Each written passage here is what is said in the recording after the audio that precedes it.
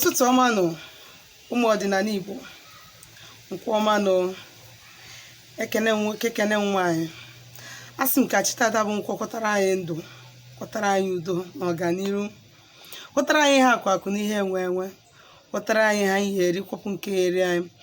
Asị m na ọmaka ya emelụ mmadụ niile, anyị ya pụta ihe, anyị ya edu ude.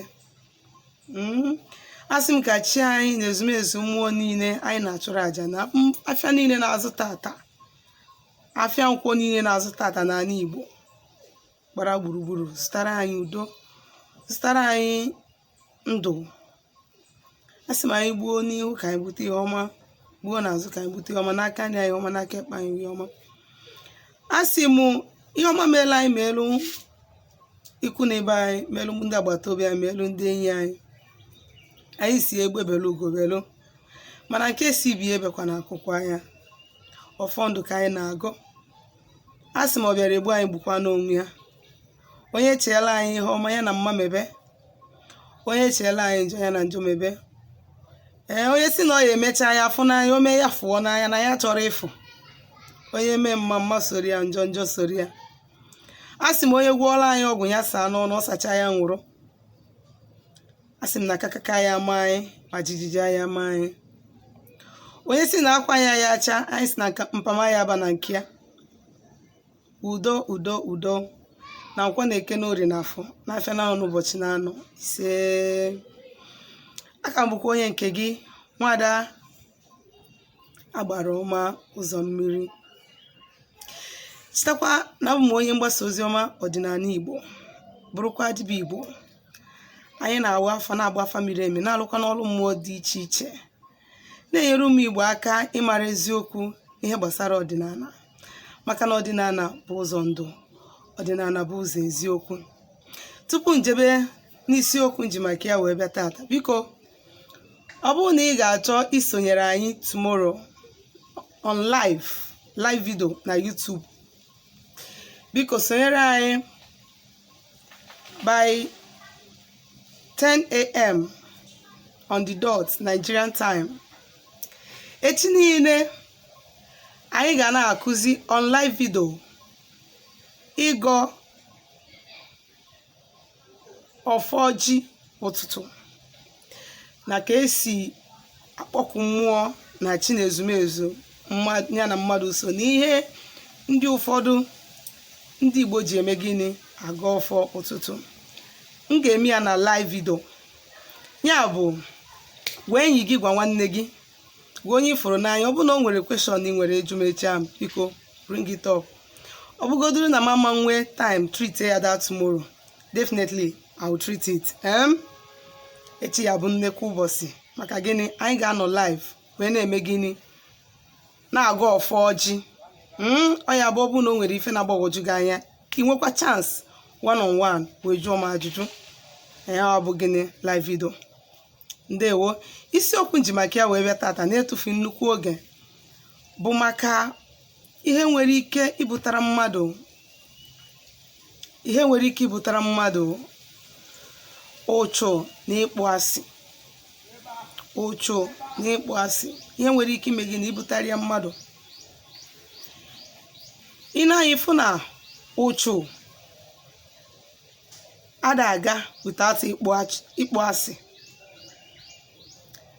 Normally uchu goes with gịnị, ịkpọ asị. That is negative energy, blockages, goes with hatred and rejection, setback, disappointment and failures. A lot of people may face one or two challenges in their lives. A lot of people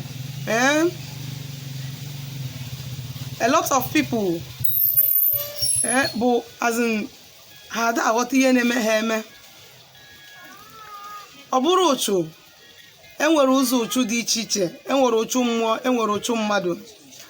Ọ ka mma na mmadụ gbara gị ụchụ, ọ dị izi ịsapụ onwe gị na ụchụ mmadụ gbara gị karịa ụchụ mmụọ gbara gị. O nkwe ndị ụfọdụ bụ ụchụ ha nọ n'ime ya bụ ụchụ ha ji aka ya wee mee gịnị, wee butara onwe ha due to the kind of lifestyle ha na-elive. ekụzibigo m mgbe nkụziri gbasara ụchụ na mbụ ekwuru m okwu si na mmadụ ime alụ na-ebute ụchụ. Nke a bụ ụchụ mmadụ jiri aka ya wee dọtara onwe ya. Nke a bụ ụchụ mmadụ ji aka ya wee dọtara onwe ya by gịnị? Ịkọmiti ha na nsọ nsọ dịka iji na nwunye mmadụ. Ọ nnekwute alụ n'ala Igbo, ọ nnekwute arụ na Afrịka. Mmadụ iduru nwunye mmadụ jere arụ.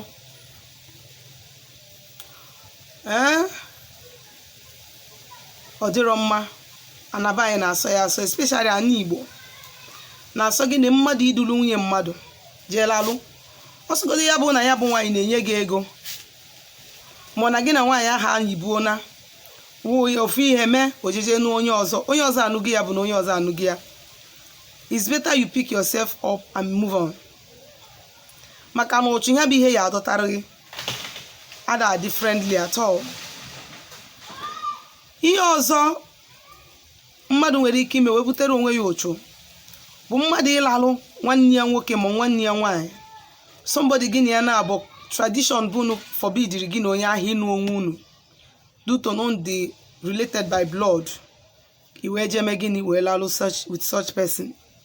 Ibutogo abụmọnụ, and that thing ga na-eme gị na ọ ga na-agbachiri gị ụzọ na block gị so many things, na-eme gị na-enwe disappointment and setback. Mana o nwere ike ịma mmanụ that thing. Ịma na alụ na-abụ ọgba arọ ọ bụrụ omenala na-aghọta. Dịka mmadụ igbu mmadụ, ịnapụ mmadụ ihe ya n'ike, inye mmadụ nsị, ihe ya niile bụ arụ. All these things are wickedness and evil before Mother Earth and nature. And these things na-eme gị na-eme attract negative energy enwe gịnị ebe ụzọ ebịa na-agbachi gị ụzọ. So gị nwa bụ onye Igbo na-ene m anya, o nwere ka gị nwa na onwe gị si wee na-ebi ndụ? Ọ dị gị ka ndụ ahụ ibiri onwe ka o si wee bụrụ ya nwa bụ ihe na-akwụchi gị ụzọ, na-ebutere gị rejection, failure and setback. E nwere ihe ị ga-emenwu. Don't sit down and die na that situation. O ka nwere hope what you can do to do what? To to cleanse yourself off from that negative energy. Ọzọ dịka ibe ya bụ ụchụ mmụọ gbara.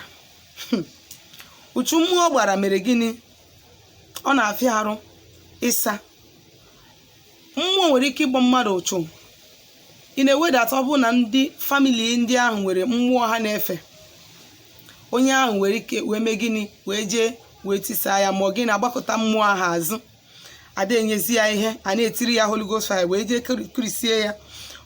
Ọ dị otu a na-eme gịnị? Ọ na-ebutere mmadụ ụchụ, ọ na-ebute ọnwụ. O nwego onye mgbara afa. Ọ bụrụ na ọnwụ dị n'ụzọ ya is as a result of mmụọ nna ya felo. O wee na-eme gịnị? Ọ na-ebutere dị gị ọnwụ. O nwego onye mgbara afa, nwoke anụọ na nwaanyị mbụ, nwunye ya ahụ wee na mụọ ụmụ na-abụ wee nụọ isi ụmụ nwaanyị na-abụ wee nụọ nke ịbụọ ọmụ ụmụ nwaanyị na-atọ. Nke ịbụọ nke ya na ya na-abụ nọ kịta. Ọ ka na-agbazi afa. Kedu ihe mezi na nwoke ada abịazi? O wee bụrụ na ọnụ mmụọ efelo na ngwuru akpọbata mgbe a na-achọ nwa nwoke na ngwuru ahụ.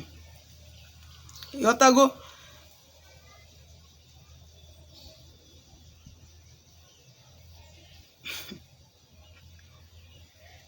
So o wee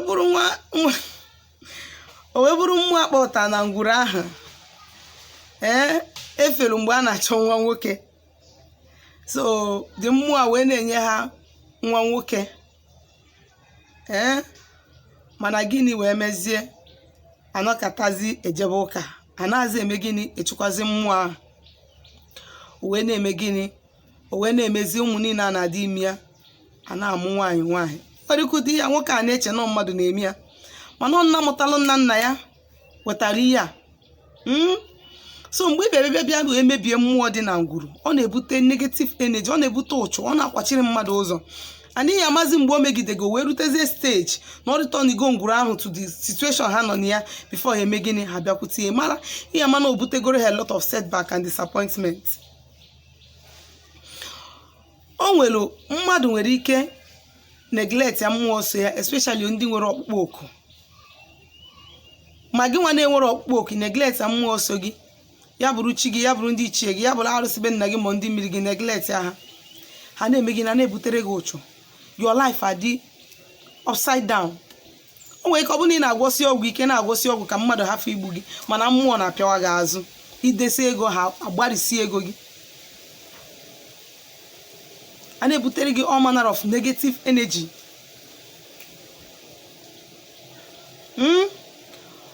Ọzọ dị ka ibia bụ na ọ bụrụ na ị bụ onye Igbo, ị na-efesi rejection. Ị na-anya ifu na ebe ndị ọzọ gafere, ị da-agafe nwa ebe ahụ. Ị na-anya ifu na ihe ndị ọzọ melụ, imenwuri ya. It's true, ndị oyibo say that all fingers are not equal, but na gịnị? Ọnọdụ gị ekwesịrị ịbụ ebe ọbụla itinyere isi ọkwachie, ebe ọbụla itinyere isi ọkwachie. When such things start happening in your life, gbara ọsọ ji eju ese onwe gị, something is wrong somewhere. Mara eke n'ebe mmiri a si wee banye n'opi ụgbọgịrị, ka ibido n'oge wee mee gịnị wee chukwaba ha. Maka ọ bụ na imeri ya, ịmalụ na ihe anọ na gịnị, ihe anọ na ịka ụta, ihe anọ na gịnị, ihe mgbu, ihe anọ na disappointment, failure and setback. Ihe afọ onye imechagoro ihe, onye ahụ eme gịnị, onye ahụ eme gịnị ajọ ọsọ chọọ ihe ọ ga-akọ n'imeri ya, o nwerekwa imeri ya, ọ chọọ ihe ọ ga-akọkọchi ego ọnụ, ịghọtago, wee kpasabalụ gị ihe, ndụ gị a na-aghasa. Ihe afụda your relationship na-asọ gị ụsọ kịta. This is the time you have to do what, to fix things before eme gịnị akụsara gị ihe. Because ọ bụ na mmụọ wee gbaa gị ụchụ, ihe mmụọ ahụ ga na-eme bụ ebe ahụ ma na ị ga-enweta favor je ebe ahụ na-eme gị accuse in the mind of that person. Ọkwanụ mmadụ ka Chukwu ji enyelụ mmadụ aka. O jee n'obi onye ahụ na-eme gị accuse, na-ele all manner of accusation against you. Ka onye ahụ wee mee gịnị, ka obi onye ahụ nwee ike ịgbarụ ebe ị nọ. O nwere ka ọ bụ na visa gị ahụ ị na-eme since, ọ bụ na amaghọchi gị, ma onwe ofu mmụọ nsọ gị na-asị gị gịnị, meelụ m, ịmarọ. Itinye visa n'ọnwa anyị akọlụ gị aka erie ya, itinye ebe ọzọ a na-akọlụ gị stories every day. Ịfụkwa na onye ahụ na-emere gị visa nwekwara onye o meelụ visa, onye ime o meelụ visa nke ya ga-alụ iji wee jee ebe tinye akwụkwọ, mana nke ga-eme gị nke ga-ekwechiri. Ị na-ajụzọ gị what is happening. Jee juke na-eso onwe gị, mara ma onwe gị mmụọ gbara gị ụchụ na-ebuteziri gị ịkpọ asị n'iru ndị mmadụ. Ijekwuru mmadụ a na-reject gị, a na-enwe this kind of negative feelings and thoughts about you, ọ dịrọ mma. O nwere ike obi ga-adịrọ ọchị bụrụ ezigbo mmadụ, mana gịnị mmụọ na-emesi gị accuse. O nwere ike ọ bụrụ ihe metalụ ọ na-eme gị accuse, o nwere ike ọ bụrụ ihe nna gị metara ọ na-eme gị accuse. There are still way out. O nwere ihe ị ga-eme to free yourself from that cause, from ochu anwa, from that thing anwa na-akwụchiri gị ụzọ. Aka m bụkwa onye nke gị, Nwaada Agbarọma ụzọ mmiri. Chetakwa na abụ m onye mgbasa ozi ọdịnala Igbo, bụrụkwa dibịa Igbo.